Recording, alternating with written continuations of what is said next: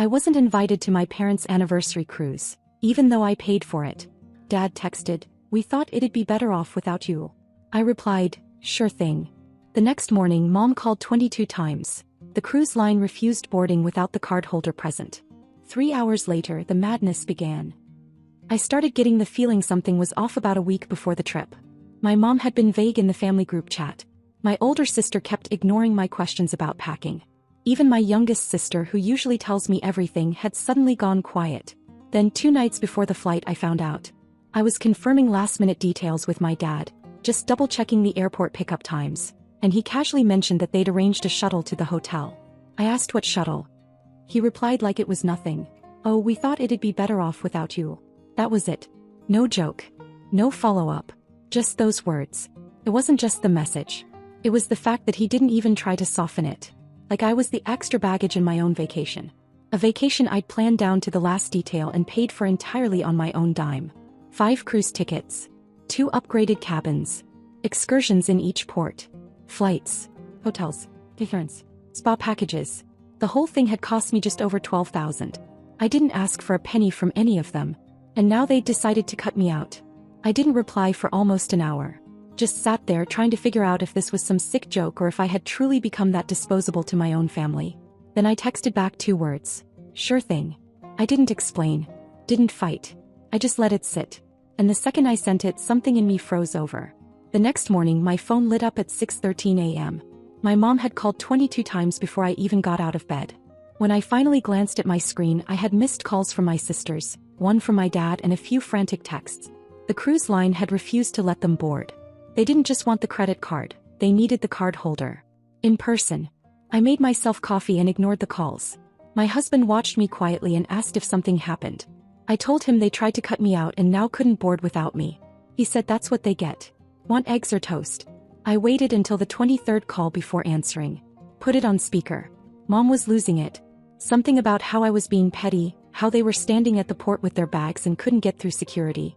She kept shouting that I needed to get on the next flight to Miami or at least call the cruise company and authorize them. I told her no. Not angrily. Just calmly. Well, I said they could have thought of that before deciding I wasn't worth having around. Then I hung up. 3 hours later, they were pounding on my door. It was almost noon by then. I'd already gone out for breakfast with my husband, walked the dog, and had no intention of answering. But they wouldn't stop. I finally opened the door and there they were, both of them sunburned from stress, standing like I owed them something. That was the beginning of the madness. And I knew right then, this wasn't going to end with a simple apology. When they started banging on the door, I knew they weren't coming to apologize. I stood at the top of the stairs for a few seconds, watching the shadows of my parents through the glass. My husband asked if I wanted him to answer it, but I shook my head. I wanted to see their faces myself. I wanted to hear whatever excuse they thought was going to work. I opened the door without a word. My mom barreled in like she owned the place. My dad followed, quieter, but still acting like this was just a minor misunderstanding. Neither of them waited for an invitation. They just walked in like it was still their house, like I was still their daughter in high school, grounded for talking back. She went off the second she hit the living room. Accused me of being selfish. Said I humiliated them. Claimed the cruise staff had treated them like criminals because of me. That people were watching when they were denied boarding. That I'd planned this out of spite. She was convinced I'd orchestrated the whole thing just to ruin their trip. I didn't interrupt. I let her spiral. I watched her face go red as she ranted about everything from the lost vacation to how ungrateful I'd always been. My dad tried to interject here and there, throwing in little lines like "let's not yell and we just need to talk this out." They still didn't get it. They actually thought I owed them a fix. That I'd snap out of it and offer a refund or maybe a reschedule. They thought I'd feel guilty enough to pick up the pieces for them like I always had. I told them the cruise was non-refundable. My mom lost it. She said I'd wasted their time, their energy, their trust. She said I'd betrayed the family. Then she tried to turn it on me, saying if I didn't come with them, it was proof I didn't really want to be part of the family anymore. I didn't say much. Just sat down on the armrest of the couch and watched it all play out. My husband came downstairs then. He leaned against the wall, arms crossed. He didn't say anything until my mom dragged his name into it. She said he'd poison me against them. Said ever since I married him I'd become cold, distant, and, her words, calculating. That was when he snapped. He told them to leave. Told them they were insane if they thought they could disrespect me in my own home and still get what they wanted. Said if they didn't get out in 30 seconds he'd help them find the door. My dad tried to calm things down, but it was already over. My mom was screaming by then. My husband stood there with his arms folded while she hurled one last insult at him, then stormed out. My dad followed, quieter than usual. We didn't talk much after they left. My husband just sat next to me and asked if I was okay. I told him I was fine. But I wasn't. Not really. The silence that followed was louder than the screaming. No messages. No apologies. No one checked in for 3 days. Then, on the 4th night, I got a text from my dad. They wanted to talk. They were inviting me to dinner. Just me. Not my husband. I didn't answer right away. It took me a few hours to even decide if I wanted to go. Part of me didn't. Part of me didn't want to set foot in that house ever again. But the other part, the stupid hopeful part, wanted to believe maybe they were finally ready to talk like actual adults. I told my husband I'd go, but asked him to wait outside, just in case. I arrived a few minutes early. The porch light was on even though the sun hadn't set yet, like they were trying too hard to seem welcoming.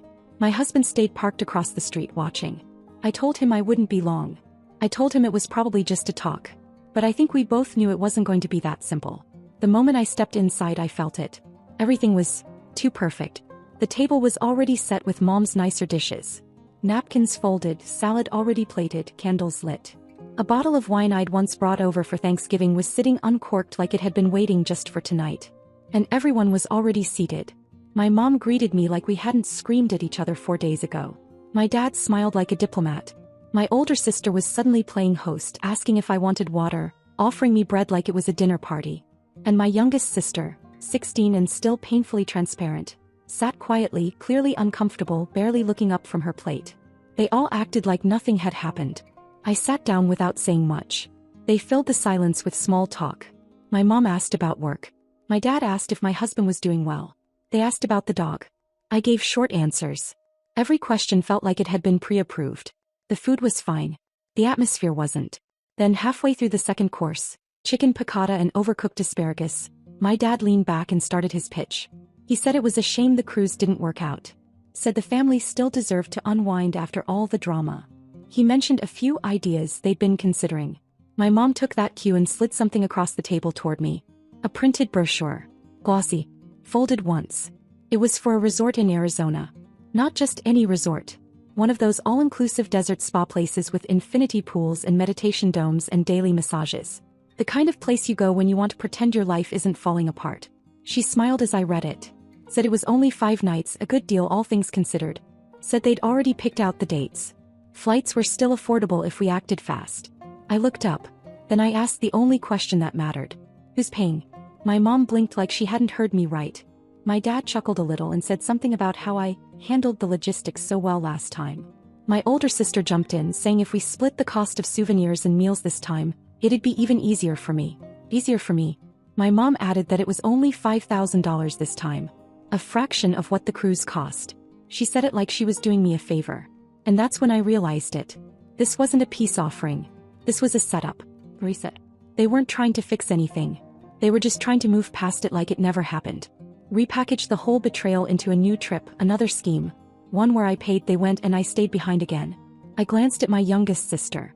She looked up at me once, almost apologetically, then said it under her breath, barely loud enough to hear. They won't stop. My mom snapped her head toward her. Said her name sharply. My dad tried to smooth it over with a laugh, brushing it off like a teenager being dramatic. I said fine. Told them I'd think about it. That I'd send something later. My mom seemed pleased. My dad looked relieved. I didn't finish dinner. I stood up, told them I had somewhere to be, hugged my youngest sister longer than the rest noticed, and left.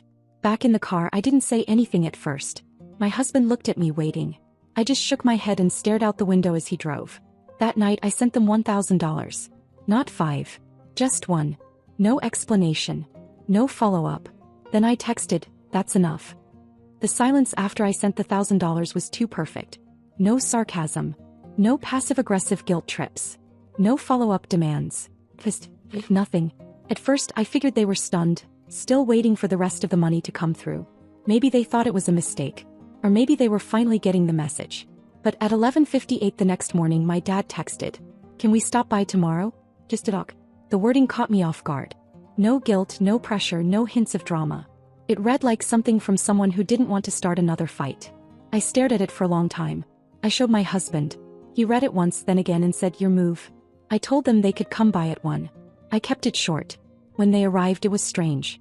They came walking up like missionaries, calm faces, carefully selected words. My mom wore this pastel blouse she only brings out when she's trying to look like someone else's idea of a good mother. My dad had a gift bag in one hand and that awkward, overly practiced smile he uses when he's about to ask for something. I opened the door. They stepped inside without waiting for an invitation, but they didn't raise their voices this time. My mom even complimented our living room, like she hadn't insulted my husband 4 days ago. My dad set the gift bag down on the coffee table and said it was just a peace offering. I didn't touch it. They sat down on the couch side by side and started their performance. My mom talked about how she'd been reflecting on everything and how the cruise situation had gotten a little messy. She said they understood if I was hurt. My dad kept nodding along with every sentence. I asked them if this was about the money. My mom smiled and shook her head. My dad at the exact same moment said yes. They both paused. My mom's eyes shot toward him, sharp as glass. He tried to cover, saying it wasn't just about that, but come on, it was. We all knew it. Then, out of nowhere, my mom stood up and said she left something in the car.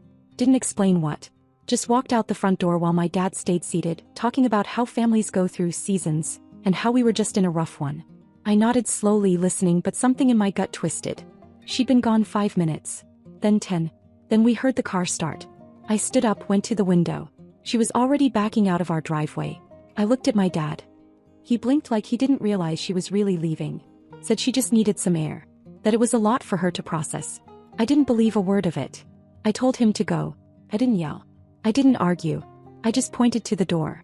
He grabbed the gift bag like he'd forgotten it was even there, said we're just trying to fix this, and left. I stood there for a few seconds trying to decide whether to look inside the bag or throw it straight into the trash. Curiosity won. I opened it. Inside was a printed resort confirmation. 5 nights. The same Arizona spa they pitched at dinner. Paid in full. And under my name. My full name. My address. My card. I ran to my laptop, logged into my bank account and stared at the transaction. $5,387. Booked online. Paid the day before they showed up. They didn't ask. They didn't wait. They had saved my login. From when I booked the cruise. They hadn't come over to talk. They came to cover their tracks. I told my husband. He sat down slowly, shaking his head. Then he stood up and started pacing. He asked if I wanted to press charges.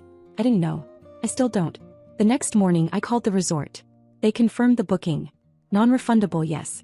But they told me something I didn't expect. Only 2 names were on the check-in list. Me. And a guest. No one else was authorized. That's when I made my decision. I told them not to cancel anything. I told them I'd be using it. And I would. Just not the way they thought. Check-in took less than 10 minutes. I handed over my ID, signed a waiver about spa hours, and the front desk woman gave me a soft smile and 2 room keys tucked inside a white envelope labeled Welcome, Dakota. My name. My reservation. My villa. It was massive. Vaulted ceilings, a private pool, a deep soaking tub facing the mountains. Everything was sunlit and quiet. Clean, soft music played through hidden speakers. I stood in the center of the living room for a long second and took it in, the kind of moment where the silence feels earned. The kind where no one could take anything from me, not anymore. My husband arrived 20 minutes later, dragging a small suitcase behind him. I handed him the extra key and said, "It's all ours." He smiled, said nothing, and we unpacked like it was a honeymoon. No posts. No stories. We kept our phones on airplane mode for 2 days. And for those 2 days it was peace. We slept in late, had drinks by the pool, wandered around the quiet paths that wound through the resort. We didn't talk about my parents. We didn't talk about the money. We didn't even talk about the screaming match in my living room or the gift bag with the stolen reservation. It was the first time in years I didn't feel like a bank machine walking on eggshells. But peace doesn't last, not with people like them. On the 3rd morning I turned my phone on. There were already missed calls. Voicemails. A string of increasingly unhinged texts from my mom, followed by one from my older sister that just said, "Did you seriously take the trip?" Then another. "They're at the airport. The hotel won't let them in." Apparently they had decided to come anyway. They booked flights to Phoenix, packed their bags and drove to the resort, assuming that once they arrived the front desk would make it all work out. Except I had already checked in. The room was under my name. I was the card holder. The reservation listed 1 guest only. And the front desk wasn't budging. I read through the texts while sipping coffee on our private deck. My husband handed me a croissant and didn't even ask what was happening. He could tell by my face. I replied to my mom with 3 words. You weren't invited. Less than a minute later, my phone rang. I answered. She wasn't yelling at first. She was crying hysterically. Said they were standing there like idiots in front of the check-in counter. That people were staring. That she was humiliated. That I was cruel, petty, ungrateful. I let her finish, then said, "You stole from me. This is what happens when you steal." She said it was just a trip. Just money. I asked if that's all I was to them. She hung up. A few minutes later, my dad called. I didn't answer. Then came the messages from extended family. My cousin. My aunt. Even a family friend I hadn't spoken to since high school. All of them wanted to know what happened. Apparently, my parents had gone back home and told everyone I had ruined the family vacation out of spite. They never mentioned I'd paid for it. They never said they'd locked me out of it. They just spun the story like I'd gone rogue and stolen the whole thing to punish them for nothing. Then my older sister posted a photo on Facebook. It was them at someone's backyard barbecue. The caption, "Family makes everything better."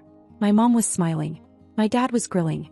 Someone had strung up a cheap little banner in the background. I wasn't in any of the photos. But one of my aunts commented, "Where's Dakota?" And my mom replied, "She chose not to come. We don't know why. She's been acting strange lately. Like I was the one who'd gone off the rails."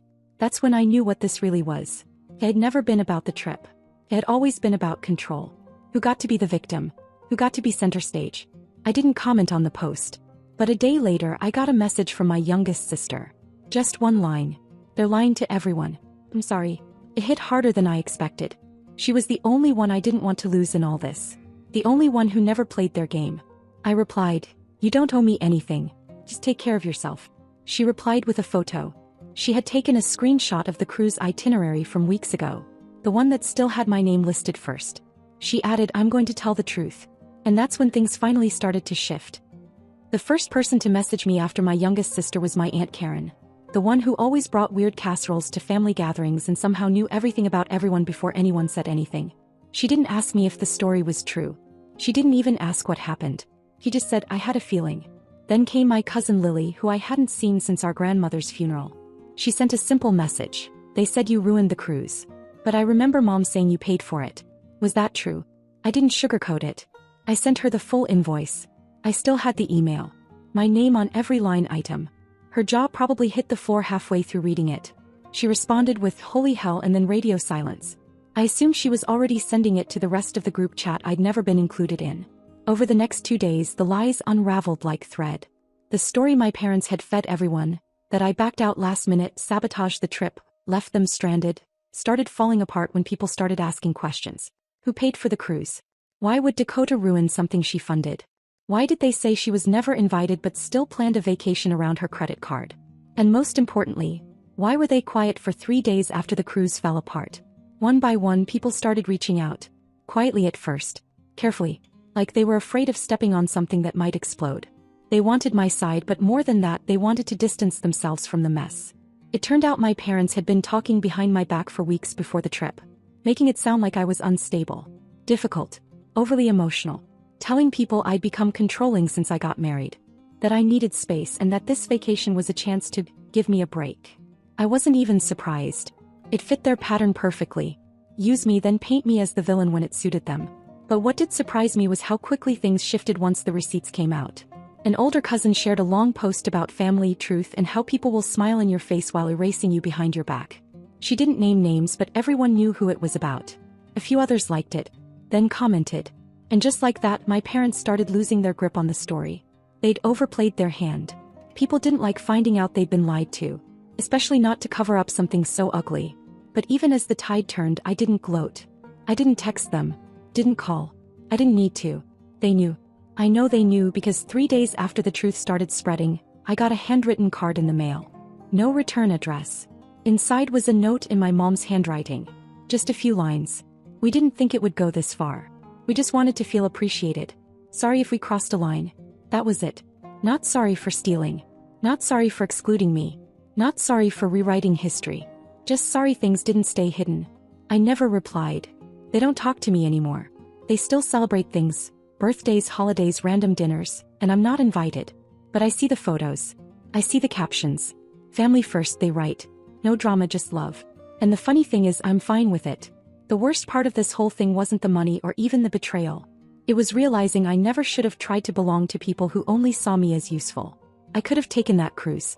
I could have laid by the water with my husband from the start, without paying for 4 extra people who never wanted me there anyway. But now, I don't pay for anyone anymore. And it's the best vacation I've ever had. The final update. It's been 3 months since Arizona. Life's been quiet, peaceful even. No more fake invites, no more passive-aggressive messages, no more family group chat buzzing with plans I wasn't supposed to see. I don't check in. They don't reach out. I thought the chapter was closed. Then a few nights ago I got a message from my youngest sister. We hadn't spoken since she told me she was going to tell the truth. I assumed she'd either changed her mind or they'd pressured her into silence. But she sent me one short text. I'm done pretending. She attached a screenshot of a group chat, just my mom, dad, and older sister. They were planning a Christmas trip to Charleston. Nothing fancy, just a rented house, a few activities, same setup as always.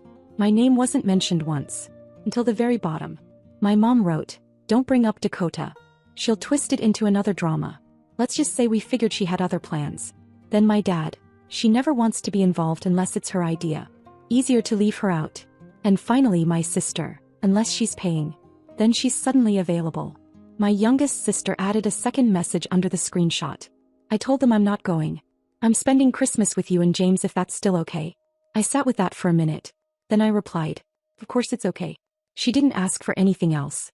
Just said she'd book her flight soon. The next day she sent me a receipt. Not a request, not a hint. Just proof she'd already bought the ticket herself. That part caught me off guard. For once, someone in my family didn't expect me to pay for anything. He just wanted to be there. It's a small thing. But honestly it meant more than any fake apology ever could. So this Christmas it's just the 3 of us. Me, my husband, and her. No drama.